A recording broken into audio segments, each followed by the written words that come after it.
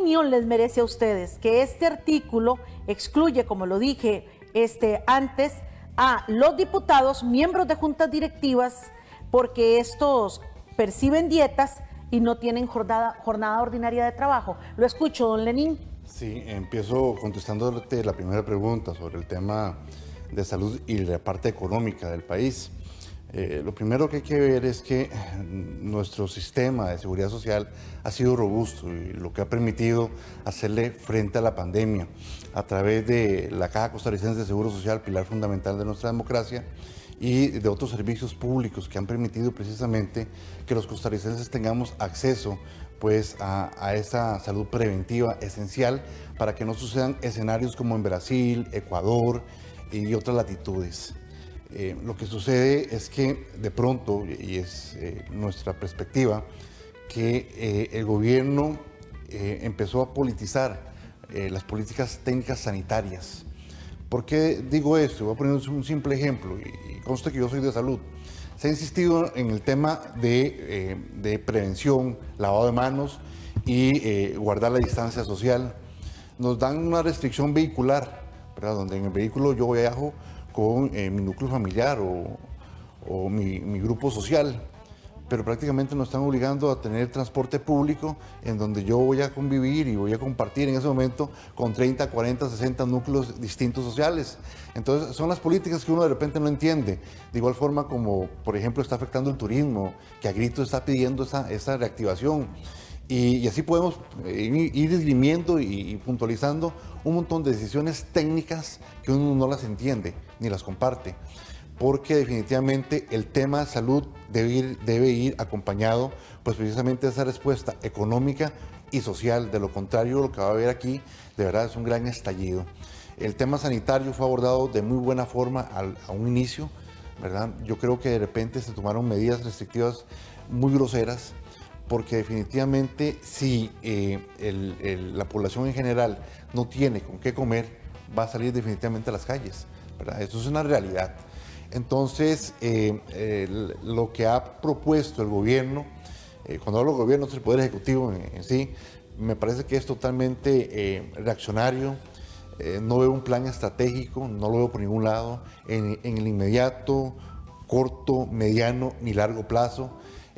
Prácticamente don Carlos Alvarado, desde su discurso del 8 de mayo, que todos esperábamos precisamente cuáles iban a ser las políticas económicas de la activación económica, todos nos quedamos esperando. Y prácticamente todas estas medidas que tienen que ver prácticamente con recortes, con préstamos y de una forma en delegarle la responsabilidad a los empleados públicos no es nada nuevo. Entonces yo siento que el gobierno se está enredando y ya se enredó aún más para efectos de responderle a la necesidad de todos los costarricenses. Al no incluir a los diputados y presentar un proyecto como este y sumar ya dentro del presupuesto ese dinero como si estuviera dando por sentado de que ya se va a percibir, es como diciendo los diputados no los votan sí o sí. Entonces yo a ustedes les pregunto, ¿cómo se puede hacer una lectura de eso? No. Lenín. Vamos a ver, es que yo siento que esto hay que verlo en forma integral, porque, vamos a ver, empezamos, proyecto de ley. Cualquier proyecto de ley que se lleve a la Asamblea Legislativa es para dirimir algún conflicto que se tenga o solucionar algún problema de índole social. Entonces, uno ve que la naturaleza del proyecto de ley, en su génesis lo que busca es tener un ahorro, ¿verdad?, para el Estado. Pero lo primero, y lo digo ahora como licenciado en Derecho, no faltará quien levante la mano y diga este proyecto de ley es discriminatorio porque no está incluyendo a todo el mundo, va a incluir a todos. Tarde que temprano alguien va a alzar la mano y dirá esto, ¿verdad?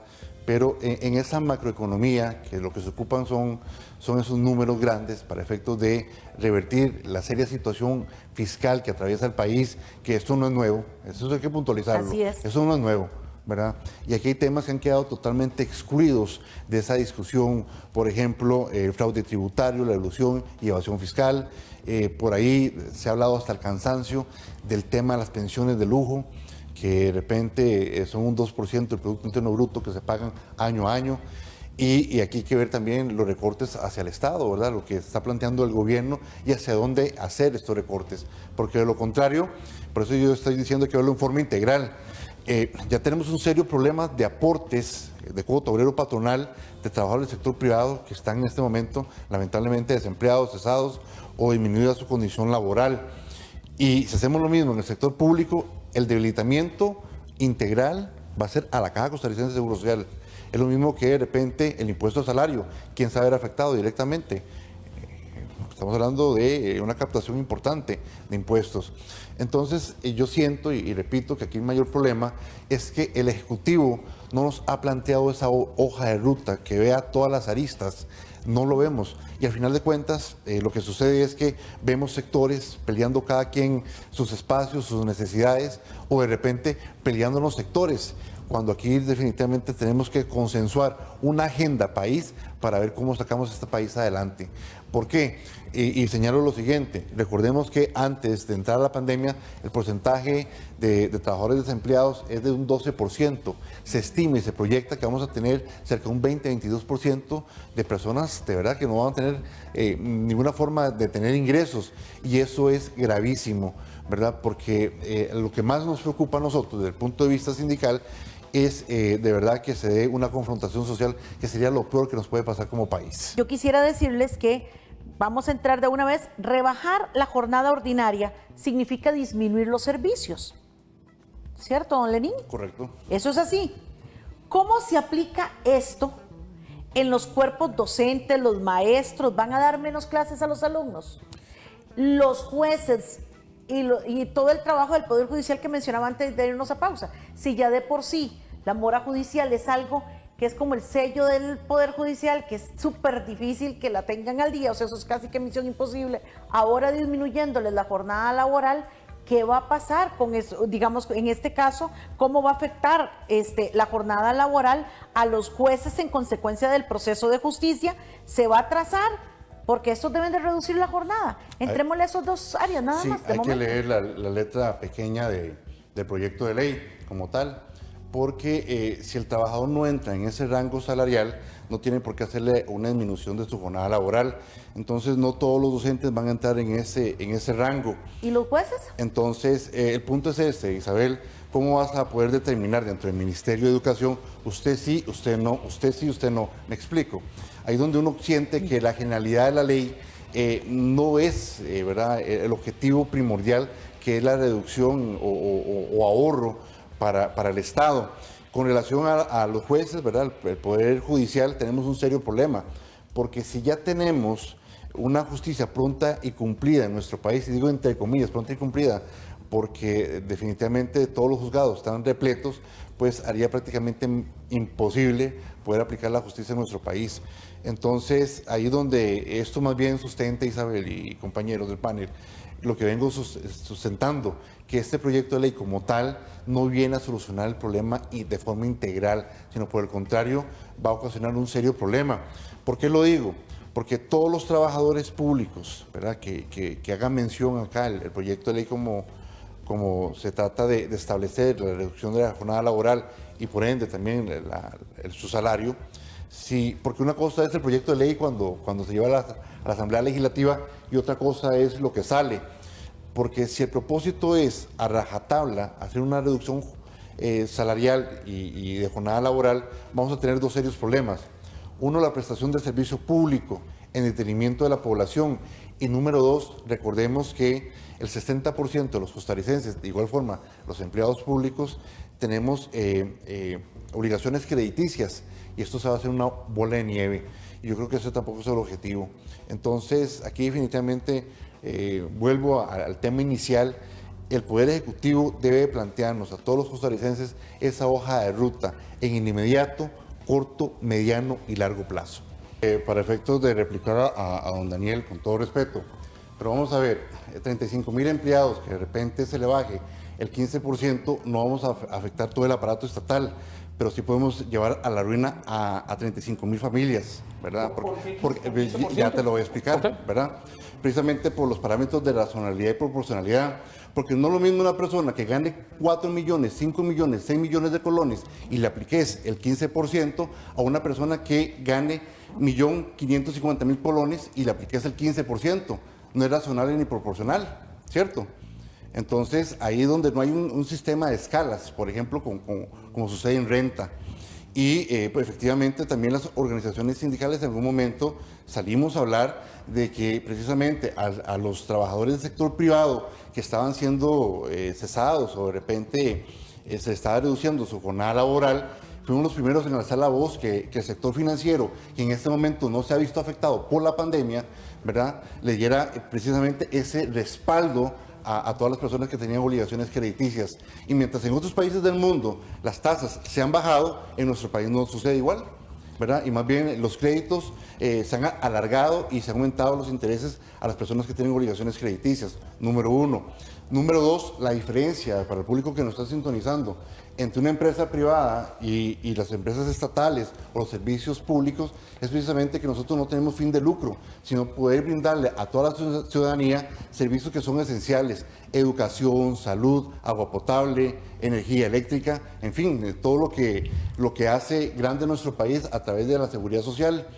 Y lo tercero, muy importante con relación a los proyectos de ley que están en la Asamblea Legislativa, es precisamente que cuando uno piensa en estos proyectos de ley para darle más robustecimiento al Estado a través de una reducción, uno siente que definitivamente el país ha descuidado elementos esenciales, porque es mentira que en el sector privado todos están viviendo una crisis, no es así, ¿verdad? Y por el contrario, hemos dejado de lado, y ustedes lo señalaron por aquí, a partir de la ley 9.635, temas estructurales que tenemos que abordar y se ha dejado de lado: reactivación económica, fraude tributario, evasión y elusión fiscal.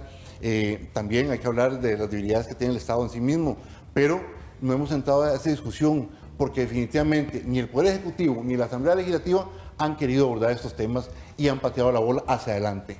Pero vea qué fácil, vea qué lindo eso que usted está diciendo. Es una propuesta, pero ya está contemplado dentro del presupuesto del Poder Ejecutivo. ¿Cómo me explica eso, don Lenín? Es que volvemos a lo mismo. O sea, una propuesta, pero ya está contemplado en los montos. Es una nebulosa y ni se sabe si se va a aprobar o no, porque hay que ponerle también algo más a todo esto. Recordemos que casi vamos a año electoral, entonces los partidos políticos se van a cuidar mucho de las decisiones que se tomen en Cuestamoras. Pero vamos a ver, le agradezco a don Daniel la explicación, pero lo cierto de todo para todos los costarricenses es que aunque las políticas monetarias existen, en el bolsillo de cada uno de ustedes no se ve reflejado ese beneficio, porque definitivamente los intereses le siguen cobrando a cada uno de ustedes o a cada uno de nosotros que tenemos obligaciones crediticias. Lo otro es que en la misma línea, don Daniel, vea qué interesante, todo lo que usted dijo ahorita sobre los empleados públicos o la dirigencia sindical, que debemos de pedirle a gritos al gobierno la reactivación económica, fue lo primero que yo dije. Lo primero que yo dije, que aquí las políticas sanitarias se han politizado y están afectando la economía. Fue lo primerito que yo dije al entrar al programa.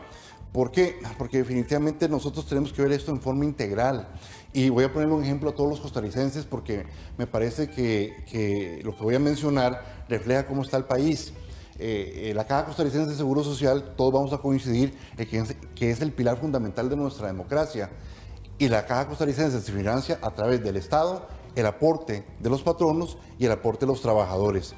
Ahora bien, con esa proyección que tenemos de casi un 20-22% de la población desempleada, en los 2 últimos años tenemos casi 56,000 MIPYMES, ¿verdad? Micro, pequeñas y medianas empresas que han cerrado.